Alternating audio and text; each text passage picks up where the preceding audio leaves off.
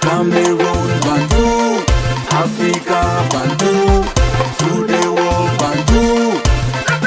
L'arbitre avait dit ya, non.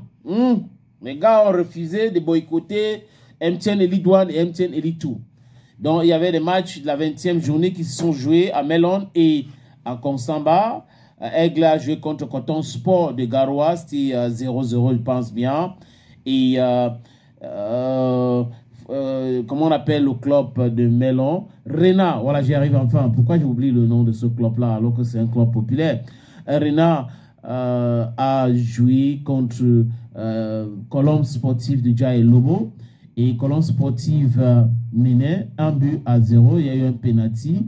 C'est grâce à ce penalty. Mais bon, les supporters de Rena de Melon se sont fâchés. Les gars ont dit non, c'est pas possible. Ils ont contesté le penalty après l'exécution de ce penalty-là. Ils ont entré au stade, menacé l'arbitre. Et heureusement qu'il y avait les forces de maintien de l'ordre qui intervenaient. Sinon, quelque chose pourrait arriver à cet arbitre-là. Heureusement encore. Et l'Africa Football a communiqué. Je parle de CTFP. Bon, c'est le CTFP qui organise la ligue professionnelle MTN Elite 1, MTN Elite 2 et la Guinness Super League. Le secrétaire général du conseil transitoire a donc communiqué Faustin Blaise Mbida. Le secrétaire général du conseil transitoire du football professionnel, CTFP, informe le public des circonstances des incidents survenus ce jour, dont hier, lors de la rencontre de Stade Rena de Melon, Colombe de Dja et Lobo. Comptant pour la 20e journée du championnat professionnel MTN Elite 1 au stade municipal de Melon, ainsi que suit. Au thème des 45 premières minutes de jeu, un groupe de supporters du club local s'est violemment attaqué aux arbitres, contestant le pénalty accordé à Colombe de Dja et Lobo à la 10e minute. Donc on a déjà exécuté un pénalty. Le club est mené 1-0. Nous sommes en plein mi-temps, l'arbitre est attaqué, lequel a permis à ces derniers de prendre l'avantage au score 0-1. Malgré l'intervention des forces de l'ordre et les tentatives de médiation de certaines autorités locales, les arbitres soucieux de leur sécurité et conformément aux règles en vigueur en matière d'arbitrage ont décidé de ne pas reprendre la rencontre.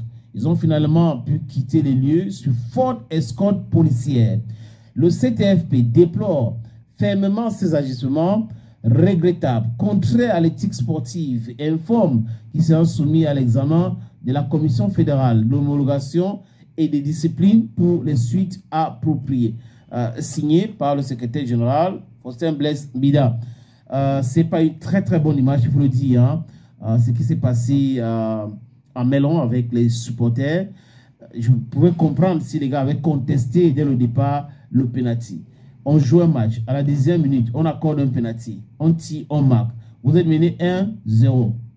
Mi-temps, vous attaquez l'arbitre parce que vous ne voulez pas que le match se poursuive.